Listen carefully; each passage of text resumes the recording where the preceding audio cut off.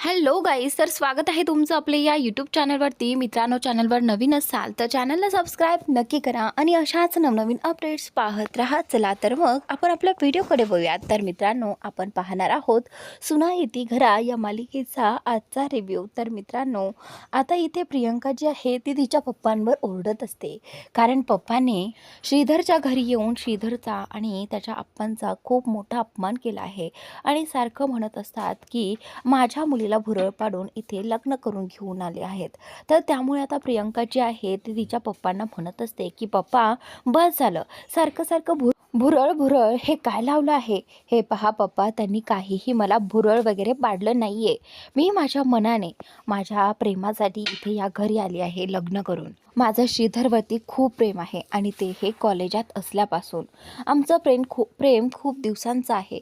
त्यामुळे आप्पा, मी कधीही तुमच्यासोबत येणार नाही आणि इथून पुढे तुम्हीही लक्षात घ्या की हे घर माझं आहे आणि या घरासाठी आता इथून पुढे माझं कर्तव्य असणार आहे, एक सून म्हणून माझ्या सासऱ्यांचा घरच्यांचा कोणी अपमान करू नये हे सगळं बघण्याचा. तर त्यावेळी आता इथे तिच्या प्रियंका पप्पांना सांगत असते की आता इथून पुढे तुम्ही माझ्या घरच्यांचा अपमान केलेला मी खपून घेणार नाही. तर त्याचवेळी आता इथे प्रियंका जी आहे ती म्हणते की तुम्हाला वाटतं ना की मी तुमची मुलगी आहे. मी मुलगी होते पप्पा, कारण ज्यावेळी तुम्ही माझ्या सुखाचा विचार केला नाही, माझं प्रेम जिथे होतं तिथे तुम्ही लग्न लावून देण्याचा विचार केला नाही. याआधीही मी माझ्या मनातलं तुम्हाला सांगितलं होतं पप्पा, पण तुम्ही काय केलं, तुम्हाला तुमच्या इमेजचं पडलं होतं, तुम्हाला माझ्या प्रेमाचं पडलंच नव्हतं. त्यामुळे आम्ही आमच्या मनाने हे लग्न केलं आहे आणि आता इथून पुढे मी तुम्हाला सांगून ठेवते की हे माझं घर आहे आणि मी या घरात सून म्हणून आले आहे आणि या घरात आल्यापासून कुणीही माझा अपमान केलेला नाही. त्यामुळे मी इथे माझ्या सासऱ्यांचा होणारा अपमान खपून घेणार नाही. त्यामुळे तुम्ही इथून जाऊ शकता. तर आता इथे प्रियंका जी आहे ती तिच्या पप्पांना समजावत असते आणि हे सगळं ऐकून ना खरं तर शिवनाथला इथे भारी वाटलं होतं की प्रियंका जी आहे ती चांगल्या संस्काराची आहेच. तर त्यावेळी आता इथे प्रियंकाचे पप्पा जे आहेत ते बोलतात की तू काय बोलते आहेस, हे सगळं या घरात आल्यामुळे लोक माझी काय इज्जत ठेवतील, अरे माझ्या तोंडात शेण घालतील शेण, असं आता इथे तिचे पप्पा म्हणत असतात. त्यावेळी आता इथे प्रियंका बोलते की तुम्ही हा विचार आधी करायला हवा होता पप्पा, पण त्यावेळी तुम्ही विचार नाही केला. त्यानंतर आता इकडे ही पद्मा जी आहे ती लगेचच बोलू लागते की बघा हनुमंतराव, बघा या पोरीला अजून एक दिवसही आलेला नाही आहे, फक्त 2 तासामध्ये या शिवनाथच्या घरी आल्यानंतर कशी पहा त्यांच्या साईडने गुलूगुलू बोलायला लागली आहे. पहा, अशीच जादू करतो हा शिवनाथ. नक्की ह्याने तुमच्या मुलीला काय केलं असेल आणि कसं भुरळ पाडलं असेल हे त्यालाच माहिती. बघा तुमची मुलगी कशी त्यांच्या साईडने बोलत आहे. यावरूनच तुम्ही समजून घ्या की हे लोक कसे फसवतात, कशी भुरळ पाडतात माणसांना. तसंच यांनी माझ्या बहिणीलाही भुरळ पाडली आणि या घरामध्ये घेऊन आला. पण मी सांगते तुम्हाला, हा माणूस जो आहे तो या लायकीचाच नाही आहे की तुमची मुलगी या घरामध्ये नांदावी. तर आता या पद्माने हनुमंतरावांना अजून चढवून काहीही सांगितलेलं आहे. आणि त्याच नंतर आता इथे ही पद्मा जी आहे ती बोलते की तुम्हाला पाहायचं आहे का हनुमंतराव, की कशा पद्धतीने हा शिवनाथ त्याच्या लेकाला पाठीशी घालतो. एवढी मोठी चूक करून सुद्धा आता तुम्ही जर तो दंडा त्या श्रीधरला मारायला घेतलात ना, तरी देखील हा मधी पडेल आणि म्हणेल की माझ्या मुलाला मारण्याचा अधिकार कोणाला नाही आहे, माझ्याशिवाय दुसरं कुणी मारू शकत नाही आहे, असं म्हणत आता इथे या हनुमंतरावांचा राग ती वाढवत असते. तर आता इथे मुद्दाम ती हनुमंतरावाला चिडी घालत असते. तर त्यावेळी हनुमंतराव म्हणत असतो की माझ्या मुलीला पळून आणण्याची हिंमतच ह्याची कशी झाली. आता मीही पाहतो की या श्रीधरला वाचवायला कोण मधी पडतं ते, असं म्हणत आता इथे या पद्माच्या सांगण्यावरून उकसावून या हनुमंतरावाने इथे श्रीधरला मारण्यासाठी काठी उचललेली आहे आणि श्रीधरवरती मार मार मारत त्या काठीने फटके मारत आहे. तर त्यावेळी आता इथे प्रियंका जी आहे ती तिच्या पप्पांना थांबवण्याचा प्रयत्न करत असते की पप्पा त्याला मारू नका, यात त्याची एकट्याची चूक नाही आहे, असं सगळं प्रियंका मध्ये म्हणत असते, ओरडत असते.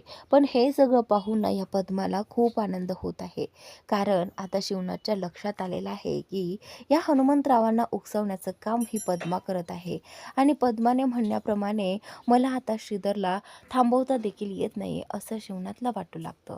आणि त्यावेळी आता तो जास्त विचार लागतो आणि श्रीधरला असं मारताना पाहून इथे त्याला अजिबात सहन होत नाही. इकडे माधव ओरडत असतो की मारू नका आणि इकडे वेदालाही वाटत असतं की यांनी मारणं थांबावं, पण आता कोणीही मध्ये पडायला तयार नसतं. वेदा आईकडे जाते आणि आईला म्हणते की आई तू तरी थांबव ना गं त्यांना, आपल्या दादाला किती मारता आहेत ते.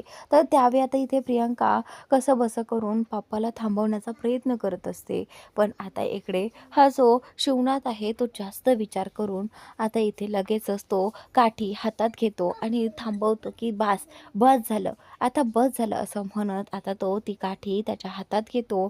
आणि इकडे आता या पद्माच्या रागापोटी आता त्याचा राग श्रीधरवरती पूर्णपणे निघतो. तर त्याचवेळी आता ज्यावेळी ती काठी इथे शिवनाथने हातात घेतली त्याचवेळी शिवनाथ इथे श्रीधरच्या जवळ आला. श्रीधरच्या जवळ येता शिवनाथने रागाने ती काठी या श्रीधरवरती मारायला घेतली. तर आता त्या काठीनेच शिवनाथने श्रीधरवर मारायला सुरुवात केली. तर आता इथे सगळ्यांना धक्का बसतो की आपा हे काय करत आहेत. वेदा आईकडे जाते आणि आईला म्हणते की आई थांबव ना गं आपण थांबव ना गं, त्या आई श्रीधरला किती मारत आहेत. तर आता आईलाही हे बघवत नाही, पण तरीसुद्धा आता उमा जी आहे ती शांत उभी आहे अगदी हाताच्या मुठी आवळून. आता प्रियंकाला कळत नाही की आता या सगळ्यांना कसं थांबावं. प्रियंका लगेचच त्यांच्या पाया पडते, हात जोडून माफी मागते की या सगळ्यांना त्याची एकट्याची काही चूक नाही आहे, या सगळ्यात जितकी त्याची चूक आहे तितकीच माझीही चूक आहे, प्लीज त्याला माफ करा असं म्हणत त्यांच्यासमोर हात जोडून उभी असते, त्यांच्या पाया पडत असते. आणि त्यावेळी अशी हतबल झालेली प्रियंका पाहून इथे आता शिवनाथचा राग जरा कमी होतो आणि त्याने ती काठी फेकून दिली आहे. त्याचनंतर आता हे सगळं पाहून ना इथे या पद्माला खूप भारी वाटतं की शिवनाथने स्वतः त्याच्या मुलांवरती हात उचललेला आहे. अभिमान अभिमान म्हणणारे या मुलांवरती आज या काठीने मारावं लागत आहे. त्याचवेळी आता इथे त्याने ती काठी हातातून फेकून दिली आहे. आणि त्यानंतर आता इकडे हा हनुमंतराव शिवनाथला म्हणतो की अशी ही सगळी नाटकं करणं माझ्यासमोर शिवनाथ थांबव, कारण या सगळ्याने काहीच परिणाम होणार नाही. माझी मुलगी तर तुझ्या मुलाने पळून आणलीच आहे, पण हे बघ ज्या पद्धतीने तुम्ही माझी मुलगी पळून आणलीत ना त्या पद्धतीनेच तुमच्या मुलीचंही काहीतरी होईल आणि त्यावेळी तुम्हाला समजेल की एका बापाचं दुःख काय असतं ते. आणि हे लक्षात ठेव की तुझ्या घरातही एक मुलगी आहे. तर आता हा जो प्रियंकाचे पप्पा आहेत तो शिवनाथला श्राप देऊन जातो की कधीतरी तुम्हालाही हा श्राप नक्कीच लागेल, माझी तळतळाट लागेल असं म्हणत आता इथे त्या प्रियंकाचे पप्पा जे आहेत ते तिथून निघून जातात. आणि इकडे पद्मा जी आहे त्यांच्यासमोर हात जोडून उभी राहते, जसं की खूप साळसूदपणाचा आव ती त्यांच्यासमोर आणते. तर त्यानंतर आता इथे ही पद्मा जी आहे ती शिवनाथला आवाज देते की ए शिवनाथ, काय झालं, लागला ना आता एका मुलीच्या बापाचा श्राप तुम्हाला? आता कळेल तुम्हाला, आता कळत असेल ना एका मुलीच्या बापाला तळतळाटून तुम्हाला कसं वाटत असेल. हे अनुभव घेत असशील ना तू, जसं की आबांना तू तळतळाट लावला होतास, आबांच्या विरोधात जाऊन तू उमाशी लग्न केलंस आणि आता तोच शाप तुझ्या या घराला लागणार आहे. जसं की आम्ही सगळं अनुभवलं आहे तेच आता तुला अनुभवावं लागेल. तर आता असं म्हणून आता इथे शिवनाथ जो आहे तो बोलतो की ए पद्मा, मी कधीही आबांचा अपमान होईल असं काहीही केलेलं नाही आहे आणि आबांना नेहमी आमचं लग्न मान्य होतं, त्यांनी आमचा स्वीकार केला होता आणि त्यांनी आम्हाला आनंदाने आशीर्वादही दिला होता. त्यामुळे तुझं हे सगळं बोलणं जे आहे ना ते सगळं थांबव, आता त्याचा काही उपयोग होणार नाही. तर त्यानंतर आता पद्मा जी आहे ती बोलते की ते काहीही असो, तुला वाटत असेल की त्यांनी तुला आशीर्वाद दिला होता, पण नाही, तसं नाहीच आहे. त्यानंतरच आमचे आबा आम्हाला सोडून गेले त्या धक्क्यातच. तर त्यानंतर आता इकडे ही जी प्रियंका आहे ती आणखीनही तिथेच रडत थांबलेली असते आणि इकडे श्री जो आहे तोही तिथेच थांबलेला असतो. तेवढ्यातच ही पद्मा जी आहे ती रुद्रांशला म्हणते की ए रुद्रांश, चल, वाट कसली पाहतो आहेस, चल फटाके फोड, आता वेळ आली आहे आपल्या जल्लोषाची असं म्हणत आता तिने रुद्रांशला मोठी लढ लावायला सांगितलेली आहे. तर त्यानंतर हसत हसत इथे ते सगळेजण फटाके फोडतात. उमाला यावेळी पद्मावरती खूप राग येत असतो. किती वाईट परिस्थिती असताना देखील हे आनंद साजरा करते, हे पाहून तिला खूप दुःख होत असतं. तर त्याचनंतर आता इकडे इकडे ही अन्विता आतमध्ये येते आणि तिच्या बॉयफ्रेंडला फोन करते आणि बॉयफ्रेंडला सांगू लागते की एक आनंदाची न्यूज आहे. तुला माहिती आहे का रोशू काय झाले ते? तर त्यावेळी हा रोशू आहे तो त्याच्या एका गर्लफ्रेंडसोबत असतो आणि त्यावेळी आता इथे हा जो रोशन आहे तो तिच्याशी फोनवरती बोलू लागतो की बोल ना बेबी, काय झालंय, काय आनंदाची बातमी आहे? तर त्यावेळी ती अन्विता सांगू लागते की तुला माहिती आहे का, आमचा समोरचा तो राघव, त्याला त्याच्या घरच्यांनीच घराबाहेर काढला आहे, त्याला हकलावून दिला आहे. तर आता हा रोशन जो आहे तो बोलू लागतो की बरंच झालं, एकदाचं चांगली आनंदाची बातमी दिलीत बरं का, नेहमी आपल्या मध्ये मध्ये करत असतो आणि आता हिंडेल गावभर. तर आता इथे अन्विता बोलते की हो हो हो बरोबर आहे. तर त्यावेळी रोशन जो आहे तो बोलतो की काय आहे ना अनु, मी एका महत्त्वाच्या कामामध्ये आहे, मी तुला जरा महत्त्वाचं काम झाल्यानंतर फोन करू का? त्यावेळी अन्विता जी आहे ती बोलते की ठीक आहे, तुझं महत्त्वाचं काम एकदा करून झालं की मला निवांत कॉल कर. तर आता रोशन बोलतो की हो हो. त्यावेळी आता तो फोन ठेवतो आणि इकडे त्याची गर्लफ्रेंड त्याला विचारू लागते की कोण होतं रे? तर त्यावेळी तो बोलू लागतो की आपले पैसे काढण्याची बँक, ती अन्विता शिरोळे. तर त्यावेळी आता इथे ती बोलू लागते की हो का, ती होते. तर आता इथे तो बोलू लागतो की आता ना आपण फक्त पैशांचा विचार करायचा आहे आणि मस्त आपलं लाईफ एन्जॉय करायचं. ती मुलगी वेडी आहे, ती म्हणशील तेवढे पैसे माझ्याकडे आणून देते. तर त्यावेळी आता हे सगळं बोलणं राघवने ऐकलं होतं. राघवला खूप वाईट वाटतं, राघवला खूप राग येतो त्याच्यावरती. हा अन्विताला फसवत आहे आणि तिच्याकडनं पैसे काढते करत आहे. राघव पाठीमागून सगळं ऐकून त्याची कॉलर पकडतो आणि बोलतो की तुझी हिंमत कशी झाली तिला फसवायची? तर आता इथे रोशन जो आहे तो बोलतो की काय तुला राग येतो आहे का? हे बघ, मला माहीत आहे तू आधीच रागात आहेस, कारण तुला घरातून बाहेर हकललेलं आहे आणि त्याचा राग तू माझ्यावरती काढू नको. हे बघ, तुझी मदत मीच करणार आहे, तुला कुठेही भीक मागायची गरज पडणार नाही, कारण आपल्याकडे एक बँक आहे ना, त्या बँकेतून पैसे उकलण्याचे काम मी करतो आहे. तर आता राघव जो आहे तो आता या मुलाला खूप मारण्याचा प्रयत्न करू लागतो. तो बोलतो की चल तुला आता मी दाखवतोच कशी बँक असते आणि तू कसे पैसे काढते करतो आहेस ते. असं म्हणत आता राघवने त्या रोशनवरती हात उचललेला आहे आणि इकडे त्याची कॉलर पकडत त्याला चांगलीच धमकी देत असतो की हे सगळं थांबव, लवकरच नाही थांबवलं तर बघ तुझं मी काय करतो ते. तर त्यावेळी आता इथे ही मुलगी जी आहे ती त्या रोशनला वाचवण्याचा प्रयत्न करते. राघवने त्या मुलावरती हात उचलला आहे आणि या दोघांमध्येच बाचाबाची सुरू होते आणि त्यानंतर आता या मुलीला वाटतं की आता हा राघव जो आहे तो रोशनला खूप मारेल. त्यावेळी तिने ओरडाओरड सुरू केली. तर त्यावेळी ती सांगू लागते की हा मुलगा जो आहे तो माझ्या बॉयफ्रेंडला मारत आहे, प्लीज तुम्ही हे सगळं थांबवा. तर आता काही लोक जमा होतात आणि त्या सगळ्यातून त्या रोशनला वाचवतात. इकडे राघव त्याला धमकी देऊन तिथून निघून जातो आणि त्यानंतर आता इकडे उमा आणि शिवनाथ दोघेही जण अगदी शांत बसलेले असतात. त्यांना कळत नसतं की आज जे काही घडलं आहे ते असं सगळं कसं काय घडलं. आपली मुलं आपल्या ह्याच्या बाहेर कशी काय गेली, आपल्या संस्काराच्या बाहेर कशी काय गेली, त्यांना कळत नसतं. उमाच्या डोळ्यातून सतत अश्रू ओघळत असतात. तिला खूप वाईट वाटत असतं की आज सगळ्यांसमोर किती त्या दोघांचा अपमान झाला आहे आणि फक्त आपल्या मुलांमुळेच. तर आता इथे शिवनाथ जो आहे तो उमाला विचारत असतो की उमा, मला सांग, आपण कुठे कमी पडलो गं? आपण आपलं लग्न झाल्यानंतर फक्त लेकरांसाठीचाच विचार केला आहे, काय त्यांना कमी पडतंय, काही त्यांना कमी पडायला नको, याच गोष्टीचा सतत विचार करत आलो. जे मला भेटलं नाही, जे आपल्याला भेटलं नाही, ते मी त्यांना पुरवण्याचा प्रयत्न केला आहे आणि नेहमी आनंदी ठेवण्याचा प्रयत्न केला आहे. तर त्यावेळी उमा शिवनाथचं सगळं काही ऐकत असते.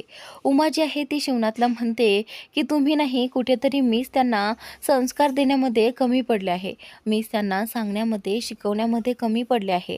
तुमच्या परीने तुम्ही सगळं काही केलं, पण माझ्याकडनंच काहीतरी राहून गेलं, असं सगळं आता उमा म्हणत असते.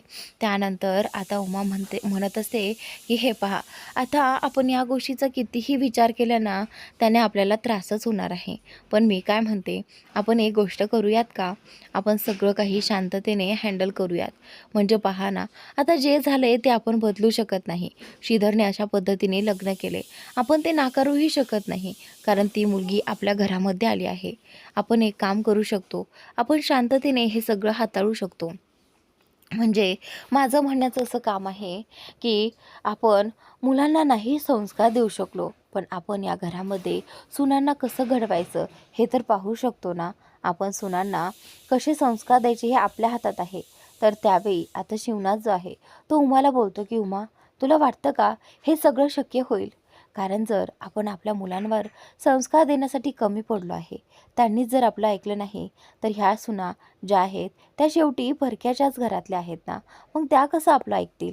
आणि तुला वाटतं की आपल्या सुना आपलं ऐकतील आणि आपलं घर जोडून ठेवतील?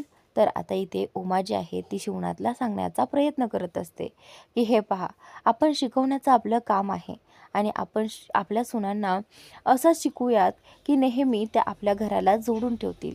उमाचे प्रयत्न चांगले असतात, पण शिवनाथला त्यावरती विश्वास बसत नाही की हे खरं ठरेल का.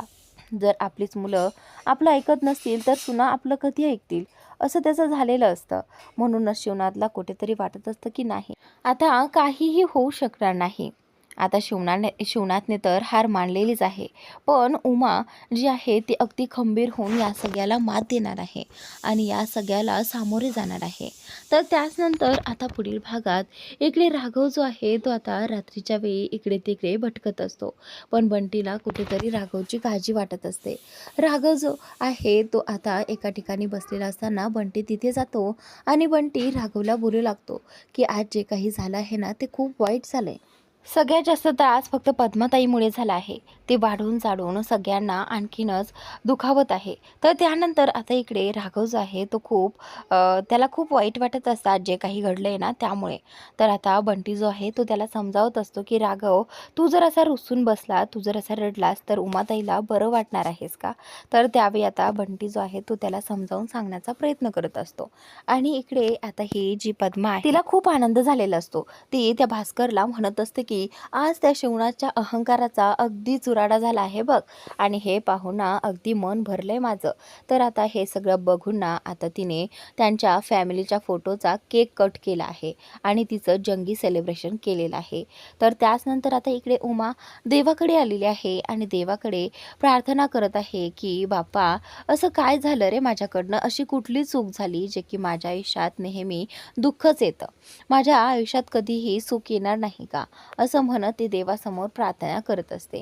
आणि ज्यावेळी आता इथे ती देवाकडे हात जोडून प्रार्थना करत असते त्यावेळी तिच्या पाठीमागनं श्रीधर आलेला असतो आणि इथे प्रियंकाही आलेली असते. प्रियंका तिच्याकडे पाहतच म्हणते की आई, मी इथून पुढे नेहमी हेच प्रयत्न करत राहील की आपलं घर कसं जोडून राहील आणि मी त्यासाठी वाटतील ते करेल. तर त्यावेळी आता इथे ज्यावेळी आता प्रियंका इथे उमाला आई बोलली होती त्यावेळी उमाने लगेचच हात थांबवला आणि तिला सांगितलं आहे की मी तुझी आई नाही आहे आणि मला आई म्हणायचं नाही. त्यावेळी आता तिने थांबवलेलं पाहून श्रीधरला खूप वाईट वाटतं. प्रियंका तिचे प्रयत्न तर करत असते, पण इथे आता ही जी उमा आहे ती तिला कधीच सून म्हणून ॲक्सेप्ट करणार नाही असं तिच्या बोलण्यातून दिसत आहे. तर त्यावेळी आता इथे तिने थांबवलेलं आहे आणि प्रियंका खूप मनापासून हे सगळं करण्यासाठी रेडी होती, पण आता प्रियंकाला उमा हे सगळं करण्यापासून थांबवत आहे.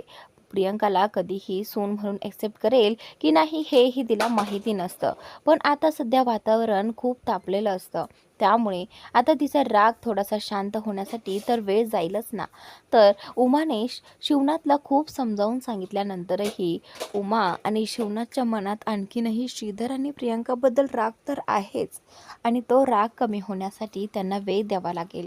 तर आता श्रीधर हा प्रियंकाला समजावून सांगण्याचा प्रयत्न करेल की प्रियंका, सगळं काही व्यवस्थित होईल, आपल्याला फक्त थोडा वेळ जाऊ द्यावा लागेल. तर त्याचनंतर ज्यावेळी प्रियंकाने उमाला आई म्हटले आणि उमाने ते नाकारले ते पाहून श्रीधरला खूप वाईट वाटले होते. तर आता ते दोघेही जण हार मानणार नाही आहेत, त्यांचे प्रयत्न ते सुरू ठेवणार आहेत. आणि त्याचनंतर हा राघव जो आहे तोही शांत बसणार नाही. तो त्यांचं घर जोडण्यासाठी काही ना काही तर प्रयत्न नक्कीच करणार आहे. तर त्यानंतर हे अन्विताचं प्रकरण आता खूप वाढत चाललं आहे. तो रोशन जो आहे तो अन्विताला कशा पद्धतीने फसवत आहे हे सगळं आता राघवला अन्विताला सांगायला हवं, पण अन्विता त्याच्यावरती विश्वास ठेवायलाच तयार नसते. पण एक तिला खूप मोठा पश्चाताप होणार आहे असं राघवला चांगला वाटू लागतो. म्हणूनच आता राघव या रोशनला वठणीवर आणण्यासाठी काहीतरी प्रयत्न तर नक्कीच करणार आहे. तर मित्रांनो, आजचा भाग इथे संपतोय. पुढील भाग पाहण्यासाठी आपल्या या यूट्यूब चॅनलला सबस्क्राईब नक्की करा.